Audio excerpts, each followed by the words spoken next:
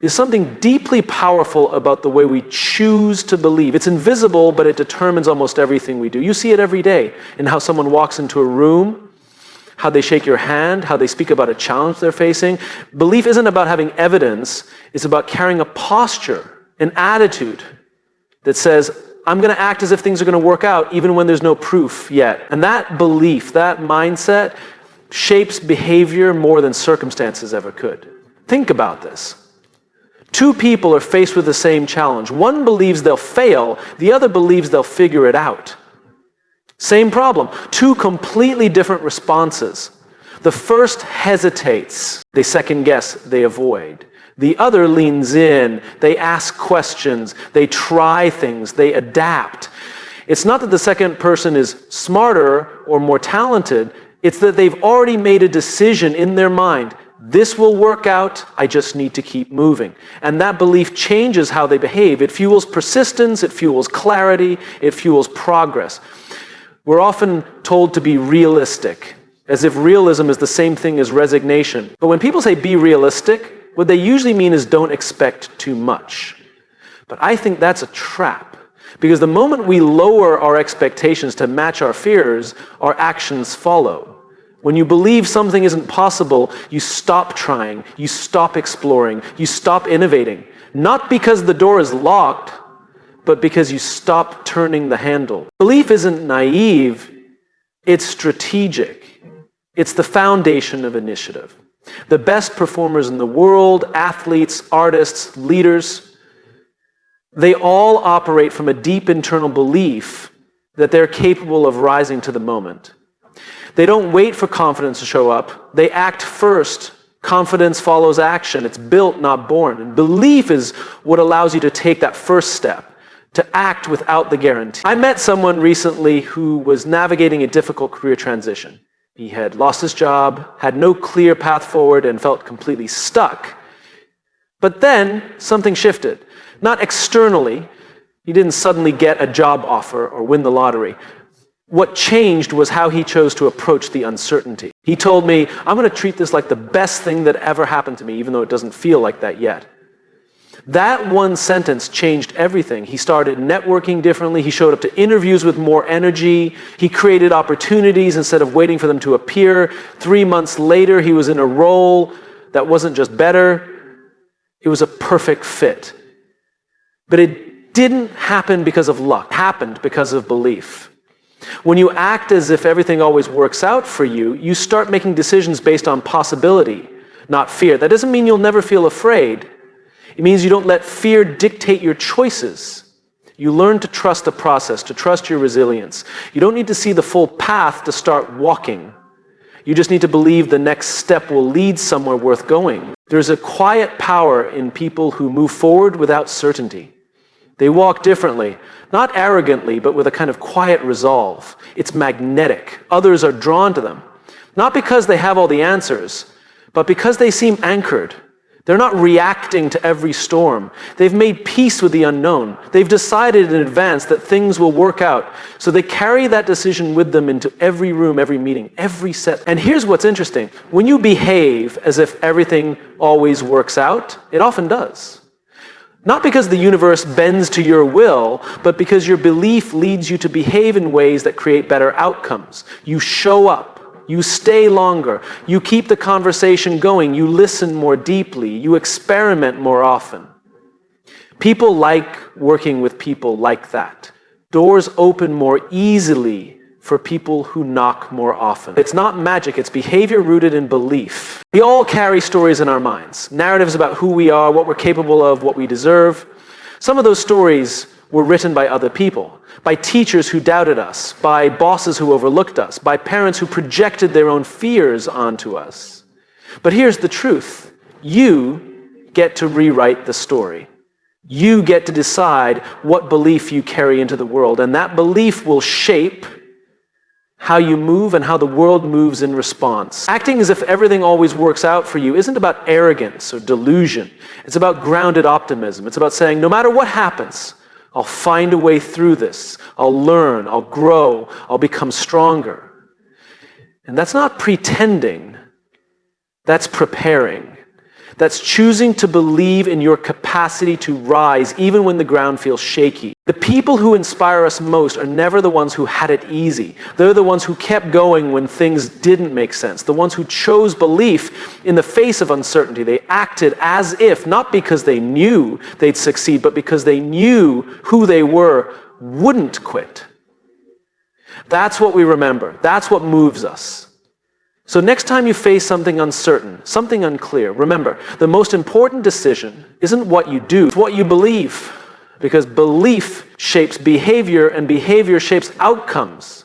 Choose wisely. Choose to act as if it's all working in your favor, because the moment you do, you've already changed the game. We are storytellers, all of us. Whether we realize it or not, every day we're telling ourselves a story about who we are, what's possible, and how the world works.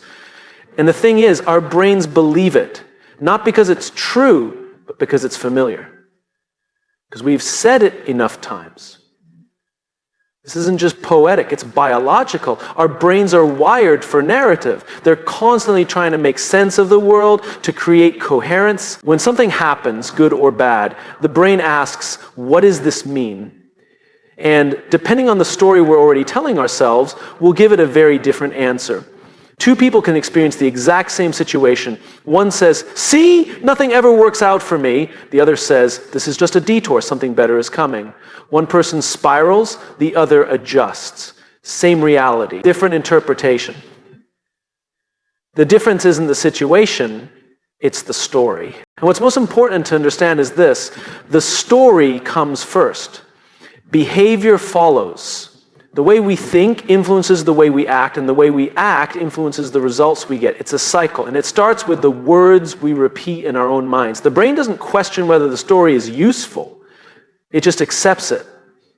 So if the story we're telling ourselves is that we're unlucky, unworthy, or doomed to fail, the brain will start scanning the world for proof. It will find ways to validate that belief. It's not lying to us, it's just trying to help us make sense of the world through the filter we gave it. But the good news is we can change the filter, we can tell a new story.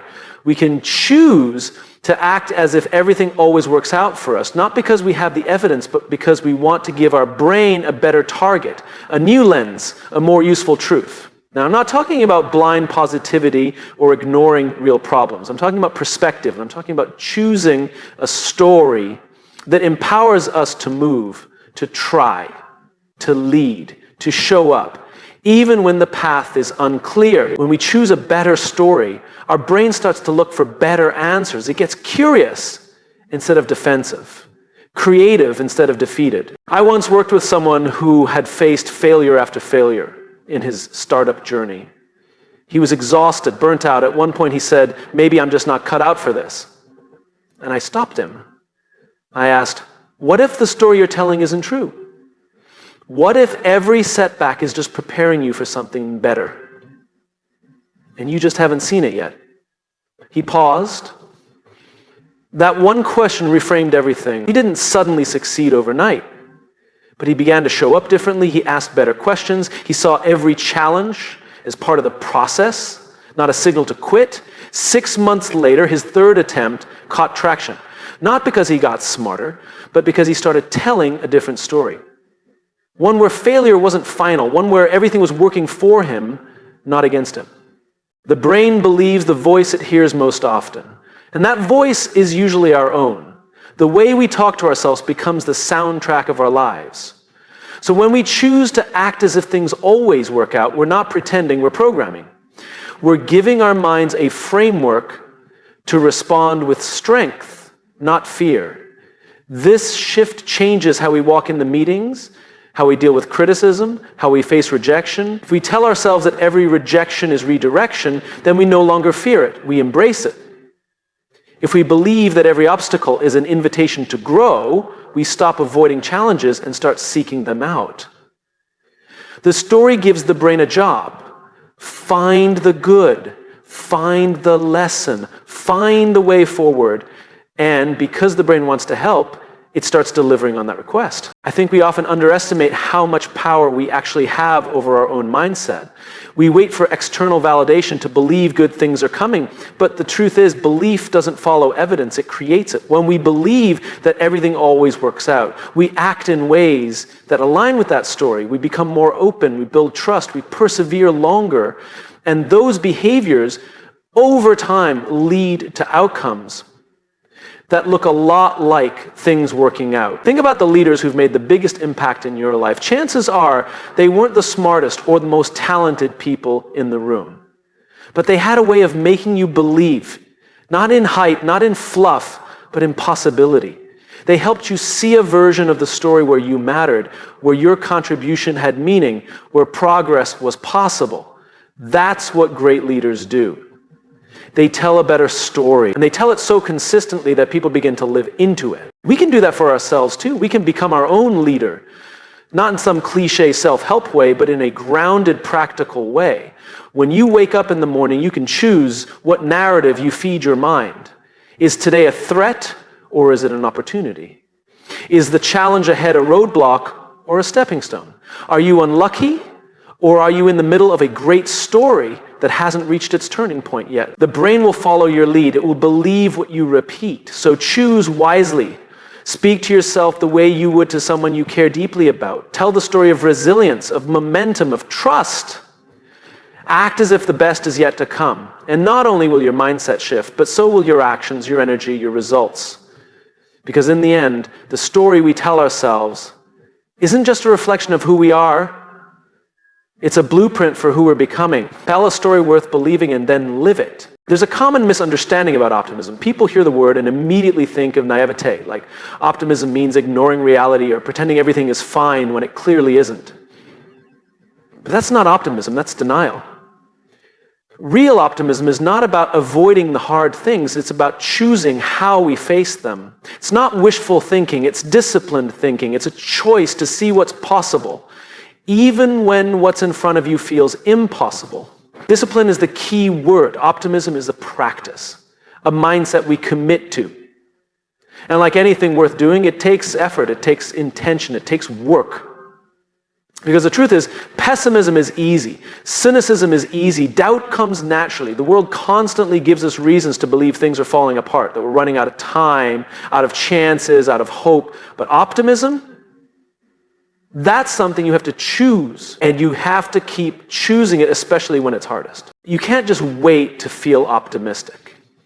That's like waiting to feel strong before you go to the gym. It doesn't work that way. You build strength by showing up.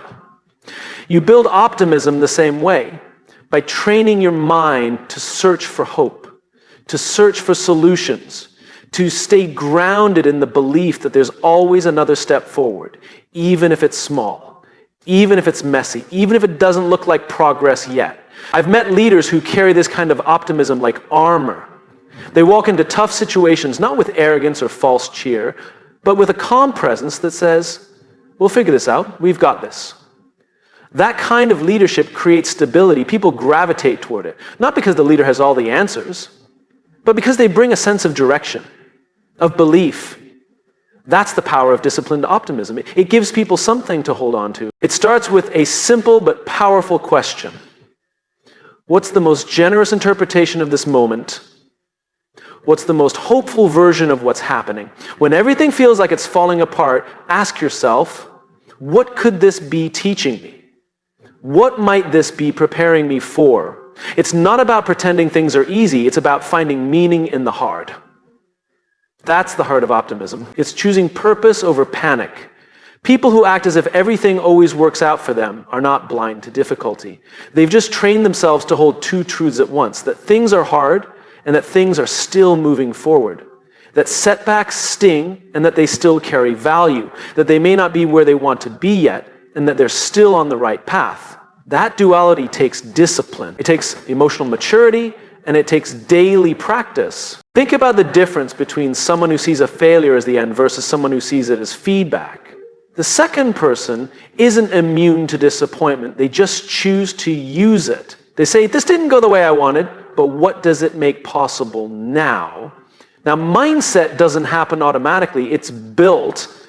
And the more you use it, the stronger it gets. We live in a culture that celebrates results, but real growth happens in the middle, in the unknown, in the waiting, in the not yet. And it's in those moments that optimism becomes either a lifeline or a liability. The kind that says, I'll only believe when I see proof, will collapse under pressure. But the kind that says, I'll keep showing up even when it's unclear, that's the kind that lasts. That's the kind that leads. Some people think optimism is soft, but I believe it's one of the toughest stances you can take. It's refusing to let your spirit be shaped by fear. It's standing in uncertainty and saying, I don't know how, but I know we'll make it through.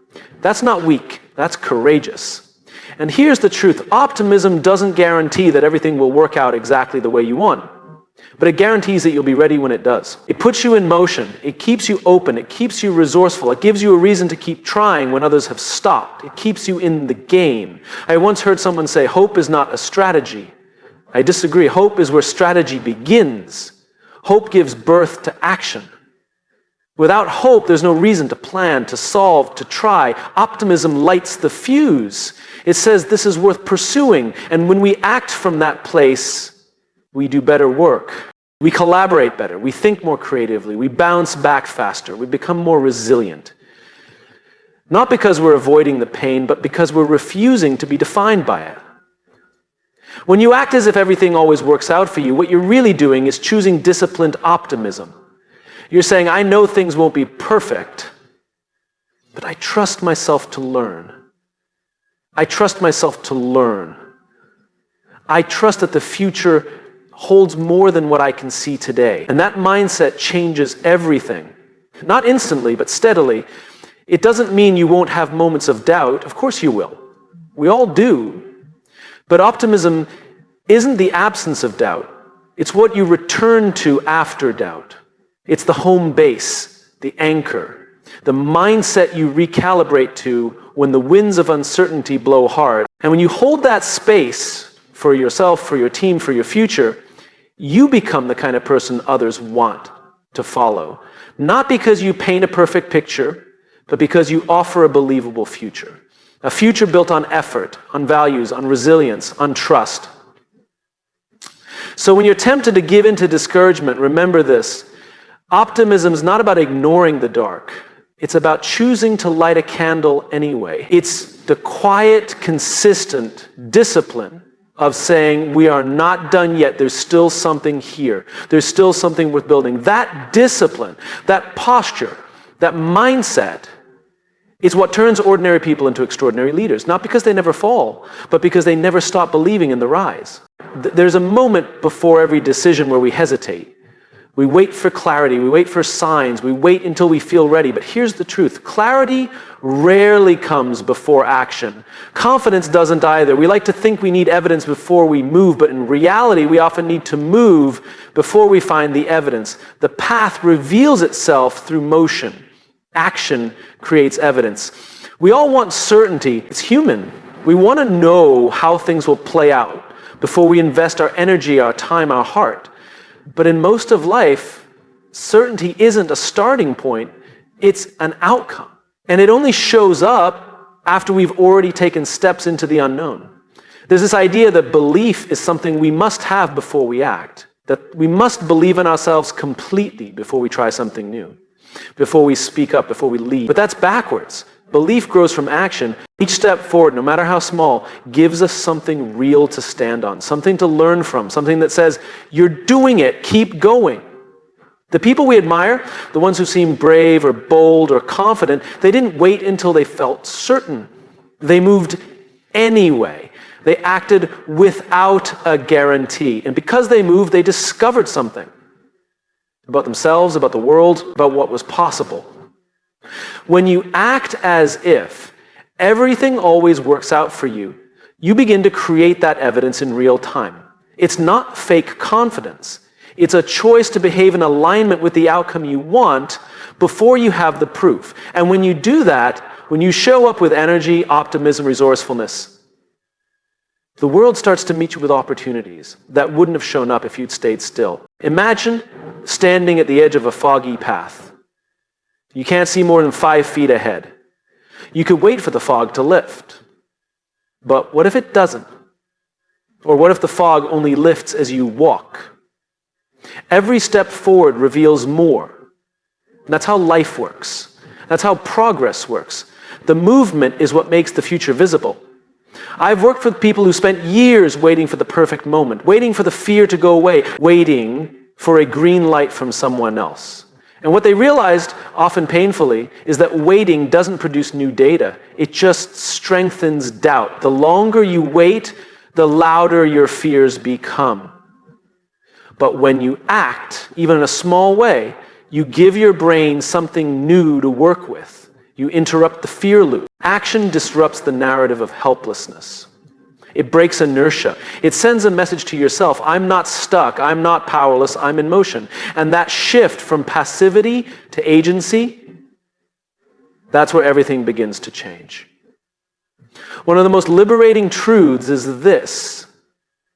You don't have to feel ready to begin. Readiness is not a prerequisite, it's a byproduct. It grows with each action. You speak up in the meeting and suddenly you feel a little braver. If you send a proposal, you realize you survived. You try, you fail, you learn, you adjust. And each cycle of doing builds your internal library of evidence. I can handle this, I'm stronger than I thought. Let me tell you about a woman I once coached. She wanted to start her own business. She had the idea, the passion, the vision, but she kept stalling. She said, I just need to be sure this will work. But what she really needed was movement. So I asked her to start small. Make one call, send one email, pitch one person. And what happened? She heard no a few times. But she also got a yes, and that one yes gave her more evidence than any amount of sitting still ever could. This is how momentum is built, through motion. Not giant leaps, just consistent, intentional steps in the direction of your vision. Each one adds weight to the belief that what you want is possible. Each one invites the world to respond. And often, the world does respond. Not always how we expect, but in ways that remind us we're not crazy for trying. But we have to stop treating action like a reward for confidence. Action is the engine. Confidence is what shows up after you've been in the seat for a while. And when you act from the belief that things are working out for you, you don't need immediate results to feel validated. You're not chasing proof, you're creating it. There's also something contagious about this mindset. When you operate from the assumption that things are unfolding in your favor, even when they don't look like it yet, you bring a different energy into the room. People feel it, they trust it, and often they join you. You start building a team, a movement, a culture around that energy. And all of it starts because you decided to move before the map was clear. Now, this doesn't mean you act recklessly. Disciplined action still includes reflection, strategy, patience, but it's forward mocance. It says, I may not have all the answers, but I'll get better ones by engaging. You can't steer a parked car, but once you start rolling, you can course correct, you can adjust based on what the road gives you. When you look back at your own life, chances are the moments you're most proud of didn't begin with certainty. They began with risk, with a step into something new. And what gave those moments meaning wasn't the outcome, it was that you chose to act.